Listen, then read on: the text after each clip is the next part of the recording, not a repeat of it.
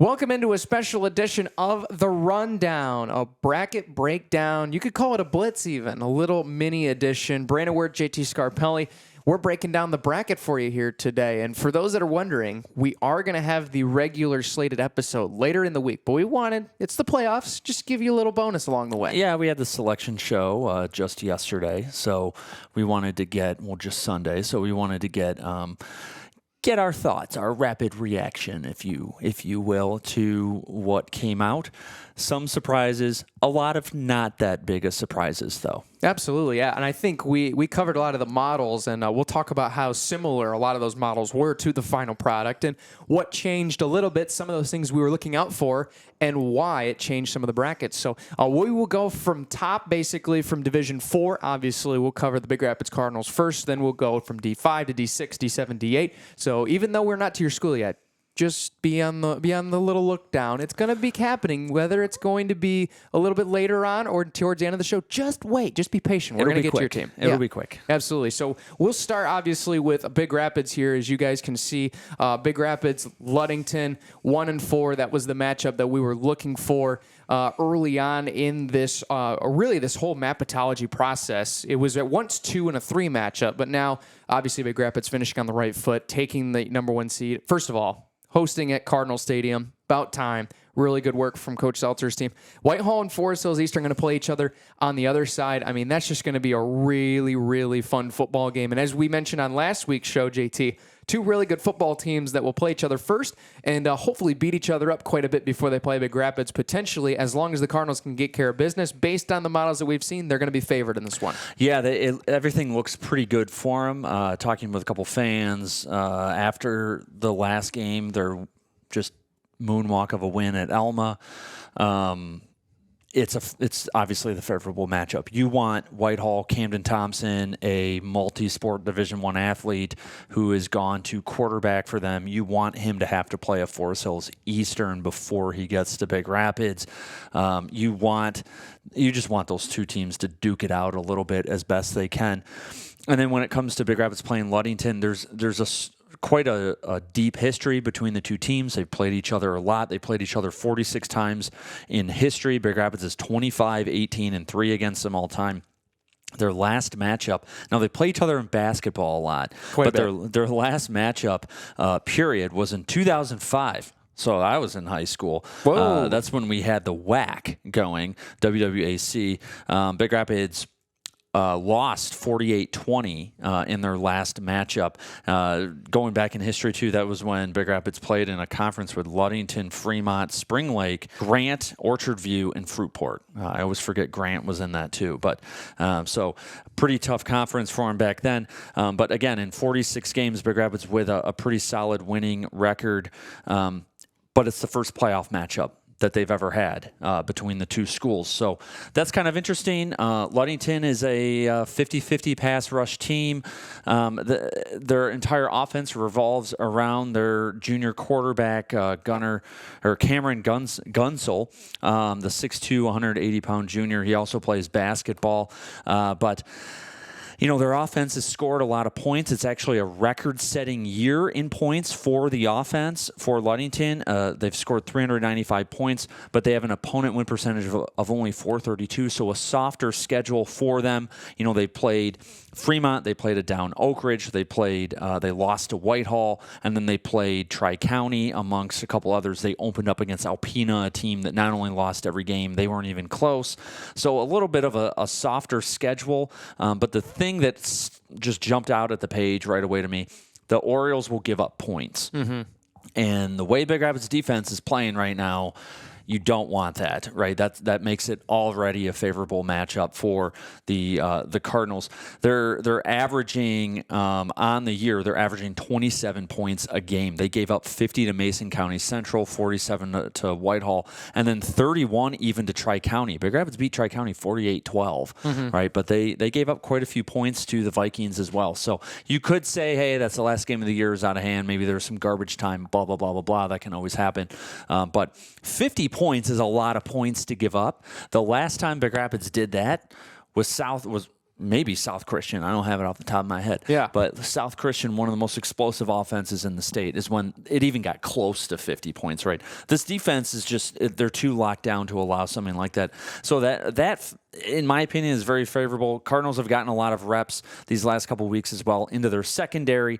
Gunsel's going to throw the ball a fair amount, right? Only a 58% rush. He will run it himself. They will pass it a lot. He will space it downfield. The secondary with Owen Craven, Kurt Wilbur, and company for the Cardinals has just gotten better and better every week as Coach Fricky has worked with them. So I really like the matchup.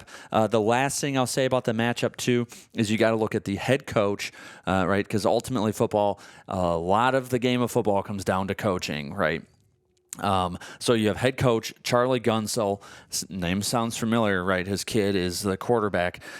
He's been the coach there for 21 years. He's 97 to 105. He has 11 winning seasons in 21 years, 6 playoff appearances.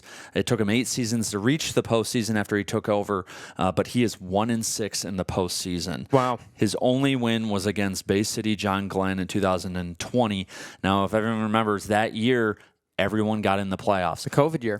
Bay City was 1-5 going into that game. So not a good team that they beat for his only playoff win. His losses in the playoffs include Escanaba multiple times, Sault Ste. Marie multiple times, and Elma and Fruitport 1 apiece.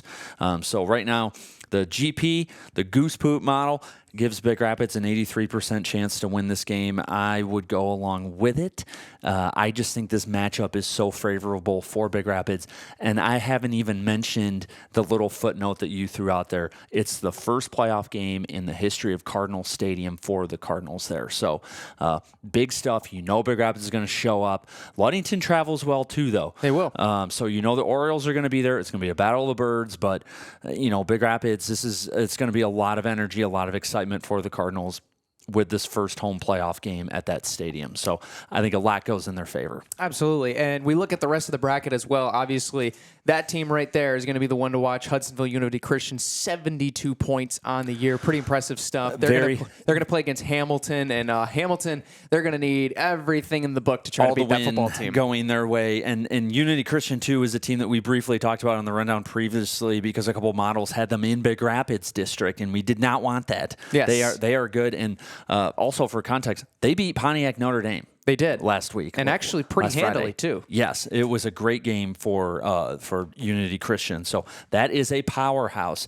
But let's get to the other side of that bracket because you got a dark horse down there. Oh boy, yes. South Christian, how about it? 48.9, just sneaking out with that win to get 5-4 last week over Holland Christian. That gives them the advantage, so they're going to host. And don't worry, we're going to get you the map as well, so you guys can see what we're talking about. But this is going to be a really fun matchup. I mean, many people are probably saying, can we see South Christian and Unity play each other again? I'm sure many people would be rooting for that. But I think right now you're looking at those two teams. You're looking at Hudsonville probably getting past Hamilton. Hamilton's a good team that can compete, but will they have the firepower to answer Unity's offense? That's going to be the question. So you're looking at a very interesting bracket. Obviously, many people are going to predict based off of points that Unity is going to be the team that's going to make it all the way over here and be into that regional final. But we'll see if Big Rapids, and especially either test that they get in the matchup down below them, Whitehall and Forest Hills, is going to be a fun one no matter what, assuming they can take care of business and get by Ludington. Yeah, and you can see, too, going back to the top part, the Big Rapids part of the bracket, you can see, right, Big Rapids playoff points 55.1 versus Forest Hills East 54.8. That win against Coopersville is so crucial because even if, I think the Hawks, right, the Forest Hills Eastern Hawks. Yes. Even if the Hawks take down the Vikings, they still got to come to Cardinal Stadium. Big Rapids will be hosting 2 games minimum in this.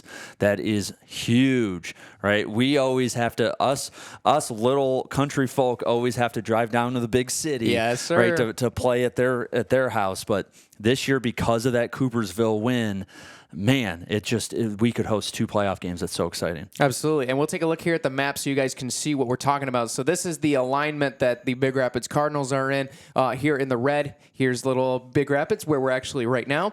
And then obviously you got Ludington over here on the lakeshore of Whitehall. and then you obviously have 8 of Forest Hills Eastern just on the northern side of Grand Rapids. So obviously these teams right here, we were wondering who's going to get pulled, right? There's obviously a lot of different options, and assuming we didn't have Whitehall at one point during this process was going to say, okay, now here's where the second part comes in, right? Who is it? South Christian or Unity? Both of these teams are the most northern portion teams in Grand Rapids, so that's where we get to that. But I think thankfully we can all probably agree. Glad we'll see those teams in the regional and not the district. Yeah. And originally a couple weeks back, in week probably 7, 6, when it was pretty early to be talking about this, we had Escanaba in the conversation until they lost to Gaylord, and that just eliminated them from the playoffs back then. But if you threw Escanaba in here, we were thinking it was probably going to be a Ludington, Big Rapids, Escanaba, and then Freeland, as you see over in the number 2 right here on a completely different part of the bracket. Freeland is way over with Goodrich, Ortonville, Brandon, and Lake Fenton now. But originally we were thinking maybe they could just pull the 4 most northern D4 teams in the playoffs. So Escanaba leaving, that's when it really started. The picture became pretty clear. Yes. The only question was who was going to be that 4th team. Was it going to be a Unity Christian, or was it going to be Forest Hills Eastern? At one point, I even saw Holland Christian in the model. Yep. So, who was that magical 4th team going to be? Because geographically, you can see you could pull almost anyone, but what the MHSA eventually decided to do was take the most northern GR team, chuck it in that. Made a lot of sense. So Snooze to You does a really good job of predicting these. His success rate has just gone up and up every year that I've followed him. And quite honestly, we'll get to Reed City, compared to some of the other brackets, this was really one of the more stable ones we saw. Yes. Just the one team maybe in or out, right, after Escanaba got knocked out. So, we kind of knew this was coming for a while, but that Coopersville game just really boosted everything. We were hoping, crossing our fingers, that Big Rapids would be able to host a game. They beat the Broncos. Boom. Now they're in the catbird seat. Now they're hosting 2 games. Exactly. And I think especially without the success of these teams over here in the Thumb and in the Flint area, that would necessarily throw Freeland back into the mix. So be thankful for the teams like Ortonville, Brandon, like Lake Fenton. When you're looking at St. Clair, those teams over there on the lake shore, on the other side, on the East Coast, not the West Coast, is the reason that Freeland is moved over. So now we will get into Division 5. Obviously, Tri-County is a team that got in, not necessarily on the best foot forward, as they've battled through injuries all year long, but they're in the postseason, right? Very glad that you're in the postseason. You're probably very concerned with the matchup, obviously taking on a really, really good Frankenmuth team, right? Obviously, you can see them down here. They're going to have their hands full with Frankenmuth in that opening round. But this is even as fun of a game, too, as well. You got Belding hosting Swan Valley. Those that know Belding's head coach, former Reed City head coach Monty Price. During my years, the 2 teams that kept them away from Ford Field was the Vikings from Saginaw Swan Valley. So that's going to be a really fun game as well on paper. But for Tri-County, obviously the top half of the bracket is going to be very competitive, too. Look at Kingsford.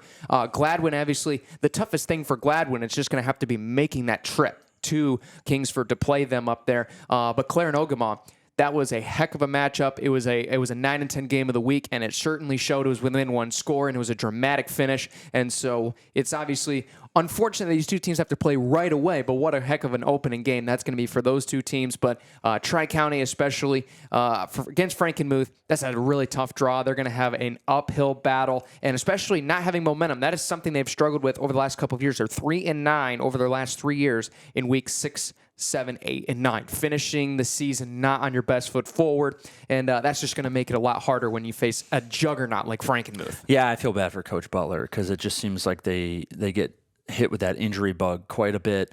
He does a really good job with that program, getting kids in the weight room, getting them stronger, trying to keep them healthy, and sometimes it just doesn't go your way. Right. So unfortunately, hopefully, Coach Butler's luck swaps around here for Tri-County after this season. It's got to break.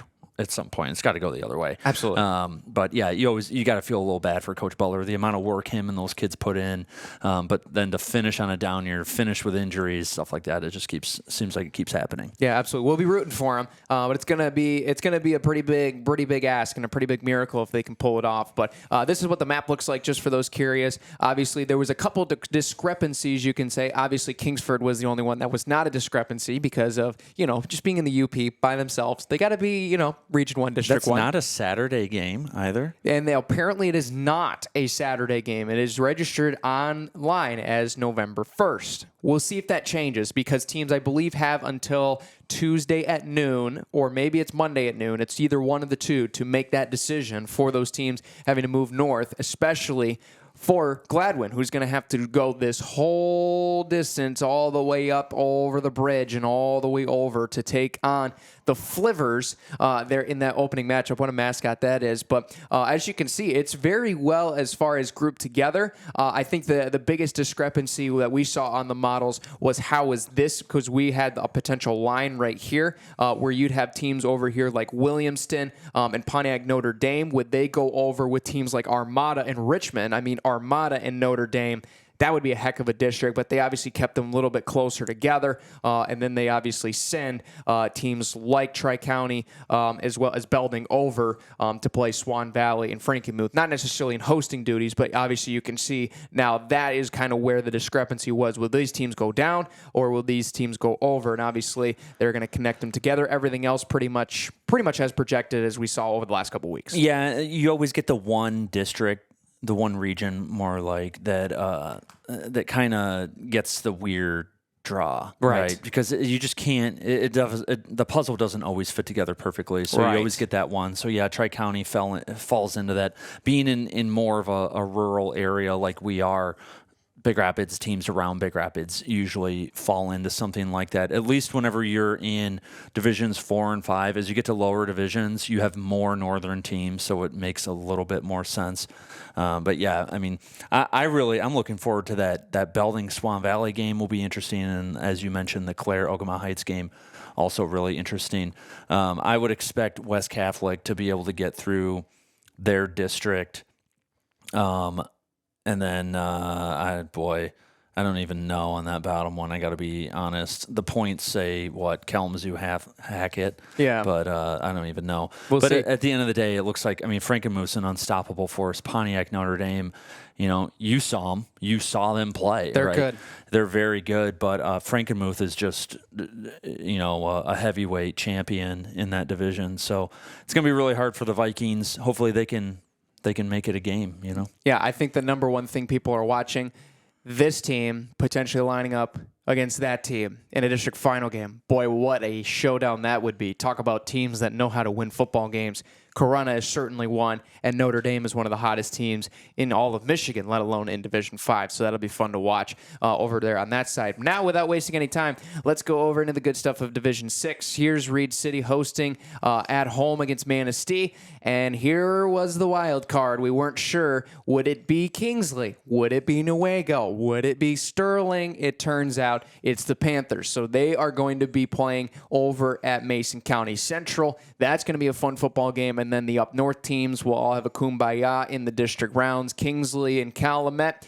So Calumet will come down, and Negaunee will actually have to come down to Boyne City. We were talking about having potentially Negaunee and Calumet playing in the first round up in the UP, but now both UP teams, unfortunately, are going to have that long trip over down into the Lower Peninsula, so that'll be interesting. But for Reed City against Manistee, Manistee's a familiar team, not necessarily in as much recent memory as obviously in historical records from when these two teams have played quite a few times, but Reed City and Manistee in football is actually the most common non-conference opponent Reed City has had, is the formerly known as the Chippewas, now the Mariners, right? So that's a very interesting part of it. This will be the 42nd game between the two teams, and Reed City, for those that are curious, does have the overall edge, and they had the most recent victory in 2021 in that postseason. They won 36-14, so they have the momentum coming in, but that's going to be a really fun game. Obviously, looking at the numbers, Manistee likes to score points, 36.1 scored overall, 27 given up,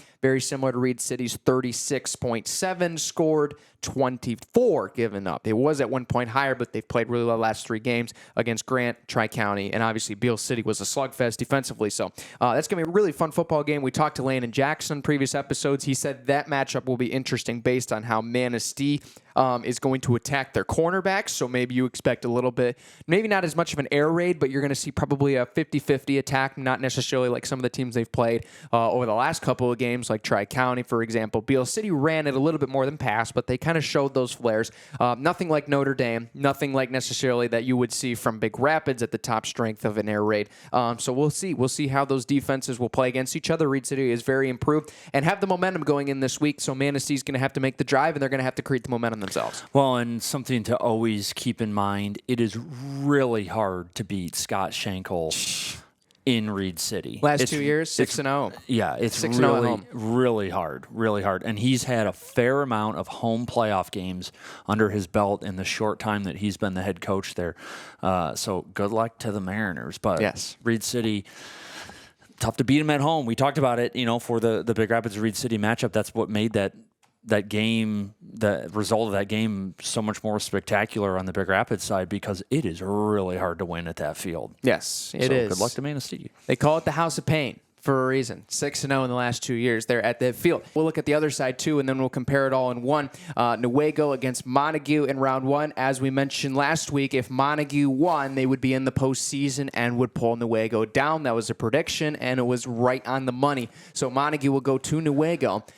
Points values, Lions are favored, but those that have watched the football played by both these teams, this is going to be a closer game than people might think. And then Central Montcalm against Kent City. Hornets are playing probably their best football right now that they've played in quite some time. This is their best season. Some would say 2019 is probably the last time they've seen this good of football, but on paper, this is the best football they've played since 2008, and they got to be very excited for that opening matchup. But we'll have to wait and see. Newaygo and Montague, also all-time game. This will be number 9.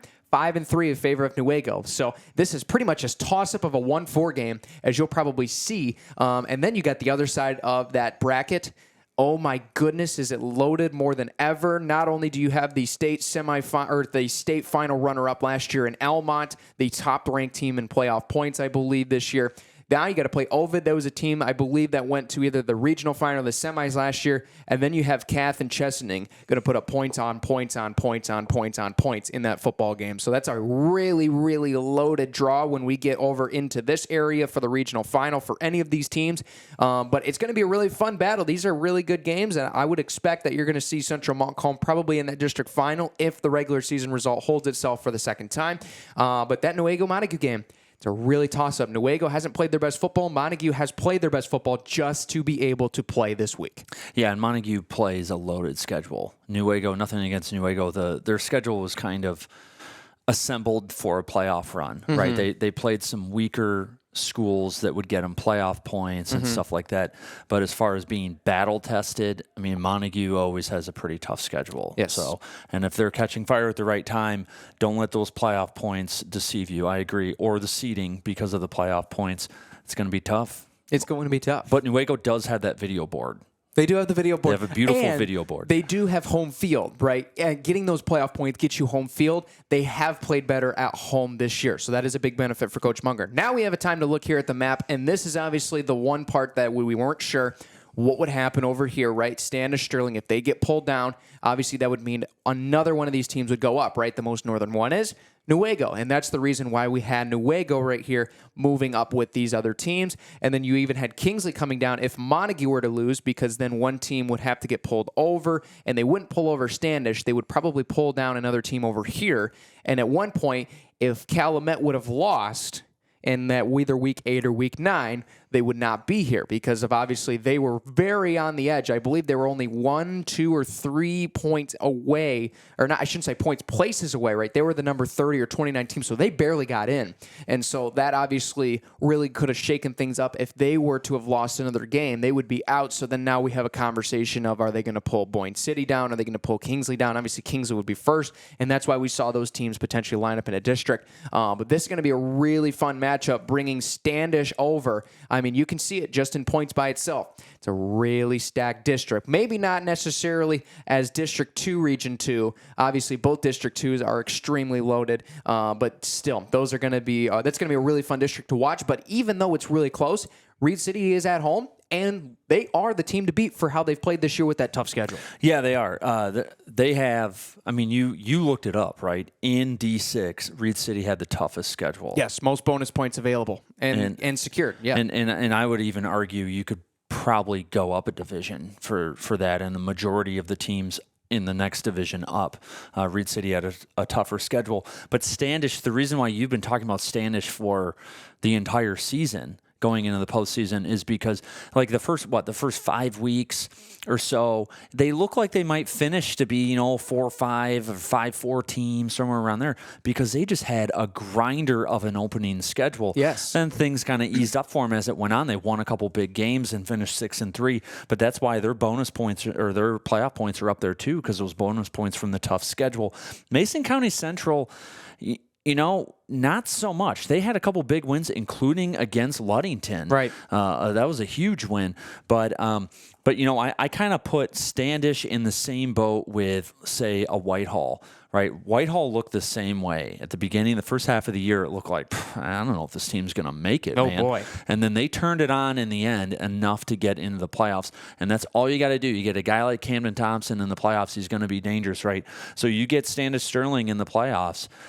I think that they might be, despite their record, I think they're probably the favorite to win that game with Mason County Central, just because Mason County has not been as tested. Right. Now, with that said, they also beat Manistee, if I'm not wrong. Yeah, right? yeah. County Central, yep, yeah. They did, yes. So they did have a couple big wins. Against regional foes, but Standish Sterling is just that's a really good game to keep an eye out for. But like you said, either way, they got to go to the House of Pain. Whoever wins, we'll have to wait and see. All right, so now we'll take a look here at Division 7. This one's going to be fun. We're looking at Menominee. That's a team that, for Reed City folks, is very familiar. That was an opponent for quite a few years. Houghton Lake's going to have the privilege to make the 310-mile trek over to face the Maroons. So the Bobcats are not only going to have to play one of the best teams. No way. I don't know if it's going to be on Saturday. I don't know if we have this game on Friday. I don't think it's possible, but obviously the schools are going to figure that out. Charlevoix against St. Francis. Great. I think we can all agree that we should not have St. Francis playing McBain number one game right off the chute. Those are too good of teams to be playing each other right away. This one actually kind of shocked me. This one was kind of hidden in a lot of the models, and Snooze, as you mentioned, did a great job predicting these. I think I counted them up on the Selection Sunday. It was about 70% or 75% right in that window. Somewhere would change in decimals involved on the percents he got correct. He did an amazing job. But North Muskegon was really the kind of the outlier that threw everything off, and we'll show you on the map here in just a minute. So Evart is going to go have to play the Norsemen. Uphill battle, but as much momentum this week after that thriller of a victory against Harrison, who now they will have to go play McBain, which the funniest thing about that is you would think for teams that are only 30 miles away, they would have played each other, especially both in D7. Never have. This will be the first meeting between the Hornets and Ramblers. Isn't that crazy to think about? This will be the first time both teams are on opposite sides of the football on the gridiron. Very interesting. Yeah, I mean, and the Ramblers have just been unstoppable all year long. Their closest game was the Duke out with Beal City, right? As you saw, the same thing with the Coyotes winning with just over 2 minutes to go in the game, finally taking the lead, right? So McBain. That's a good team. And Evart, I was actually really surprised that Evart was able to take down Harrison. But in talking with Aiden Anderson, Everett's quarterback, they just seemed like they felt very confident in the game planning, their practice, how they're going into the game, everybody's focus. Like the light was at the end of the tunnel. We got to win this for the playoff spot. So they drew a tough opponent, but hey, anything can happen in the playoffs. You're playing in week 10. And that's what you dream for, no matter what your matchup is. And so, obviously, the mapping looks a little bit different because you're like, whoa, where did this team come from? And why are they over here, right? Because this was the biggest change, right? Number 4 being over here. that's obviously Houghton Lake. You would think that those would be boxed together, but the one change with North Muskegon was not going over, they're going up. So you're not necessarily pulling a team over here, for example, like Saginaw Valley Lutheran, or even Ithaca was the number one right here that we thought was going to get pulled up into that. So that was really the biggest change and shock that we saw on Sunday. Yeah, there were more than a few models over more than a few weeks that showed Ithaca as the fourth team in that. It is surprising. But again, this goes to the Tri-County argument. You just get these kind of weird outliers every now and then that make the playoffs. They can't preset who makes them, so they got to kind of, MHSA has to deal with what they got. But as you get into the higher division numbers, lower size divisions, right, the more spread out, more rural you'll get.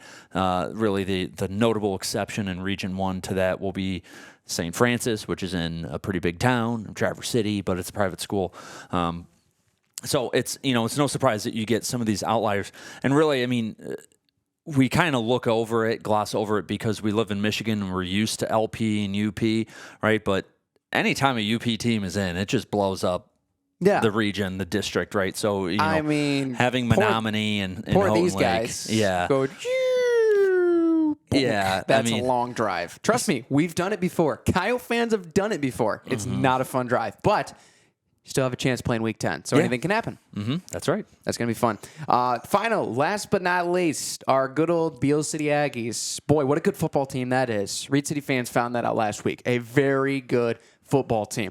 They made the postseason, and obviously, you look at the bracket, right? Glen Lake is the number one. They'll play Mansalona. Frankfurt against Beal City. That is a familiar matchup, not in recent memory, but in historical memory. Those that followed Aggie football from 2000 to 2007 know these teams play quite often, and not only often in the later part of the playoffs during their Duke out run, where it seemed like each and every other year, those teams would rotate who's playing on that side of the bracket in Ford Field. So that's a really fun historical matchup. Like the Cowboys and the 49ers. They might not be as good right now. They're obviously at the top of their game, but they're still playing in with a little bit of a historical little just spice added on top.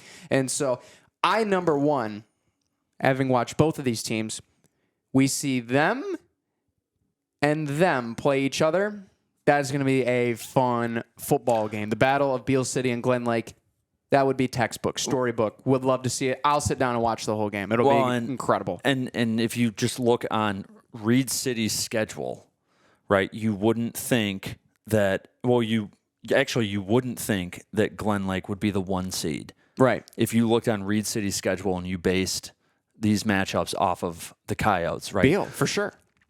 Glen Lake got just run over by Reed City. Beal City took it down to 2 minutes. Yes. Didn't let up anything until 2 minutes to go in the game. So, yeah, I mean, I think coming out of that, we might be, local bias here, but I would say the Aggies have a pretty good chance if they can get through Frankfurt to get to that, through that regional final and move on. I mean, just based on your game's outcomes, I would say Beal City has a better chance to win that Glen Lake game than the other way around. Yeah, and if this team holds on for 2 more minutes, they're playing that game in Mount Pleasant. They're not going up north to Maple City. That's how much of an impact the last 2 minutes made. On the other side, too, Iron Mountain is by far the team to beat. Manistee, obviously, in round 1.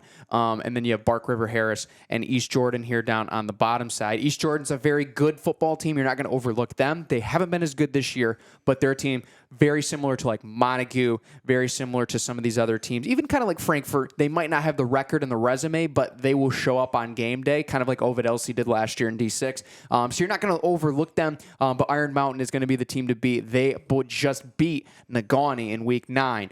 So that kind of gives you a perspective of how good that team is.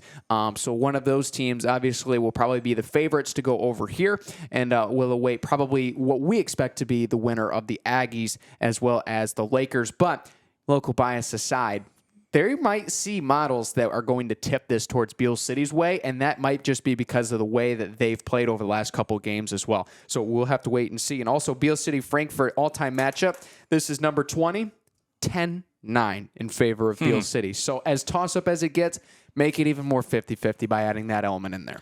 I don't know what they do out at Beal City, man. They turn out some lean, mean, very strong athletes.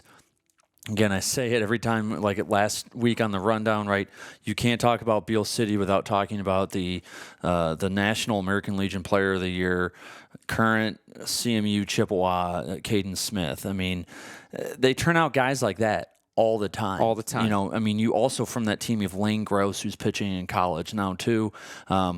So Coach Gross, not his dad, but Coach Gross, I mean, it's a good program. You got to just tip your cap to Beal City in multiple sports, football and baseball in particular, baseball back-to-back state champions. I mean, Coach Ancliffe, part of the football team too. He's the head baseball coach. Now he's the AD. You know, like it's not like they're getting weaker. Like they're just getting stronger. Yes. When you pull all of Brad Ancliffe's attention to you, like that's not good for everybody else. That's only good for Beal City. You know? So yeah, the Aggies are really one of the most impressive, especially Division VIII athletic programs around in football and baseball in particular. Absolutely. And looking at the map here, this is how it laid out. Obviously, you see little old East Jordan up here. What are they doing going up there? I think the map is probably what a lot of people were waiting for because they're like, wait, where is East Jordan? What is Bark River, Harris? Yeah, these are all. So East Jordan is the only LP in that Region 1, District 1. They're right over here. And obviously, here's Beal City. Obviously, thankful as the number 2 seed that they don't have to make a drive up here twice. They will, obviously, if they got to play over Maple City against the Lakers. But I think especially we were wondering if we would get another Upper Peninsula team because that would obviously send East Jordan into this grouping. And now Beal City is heading to Saginaw, which we have seen, obviously, before. And that would be tough, too, because you have Fowler. Wouldn't you imagine that playing Beal City against Fowler? After what we saw with McBain, and Beal City was 1 possession away, 5 yards away from beating the Ramblers. So we would have seen cinema probably in that game if they would have met each other in the playoffs as well. This is definitely the most fun map to speculate. Say Iron Mountain makes it out of their district and Beal City. Where would they play? Where would they play? Probably the Sioux. Or just south of the Sioux. Maybe they're going to Gaylord. Maybe Mackinac City, Gaylord. Gaylord. Yeah. They would probably have to meet halfway. And that's one part of the element, too, that we'll talk a little bit more as we go along on where these teams would play. But you're right. D8 does have the most fun map because you look over here, we got people by the border of Canada here and people from the border of Canada up here. It's a really fun little see everybody across the map. But you get to go up into the Thumb. I mean, there's no other teams up in the Thumb. Right. If any other, and most people are probably like, I've never heard of Burton Bentley and Harbor Beach and Ubly. Yeah. And no offense to them, but I haven't. I didn't know. The only reason I remembered Fowler versus Fowlerville is because they're undefeated and steamrolling teams this year. Yeah. So that's what it kind of makes the D8 pretty fun. A couple of these teams I recognize names from following the Aggies baseball runs the last 2 years. Running into some pretty good programs. But yeah, the D8's always fun. Yeah, it is always fun. And don't count out the Ubly Bobcats either. 32 points. This is also a team that went to Ford last year. So hold your horses.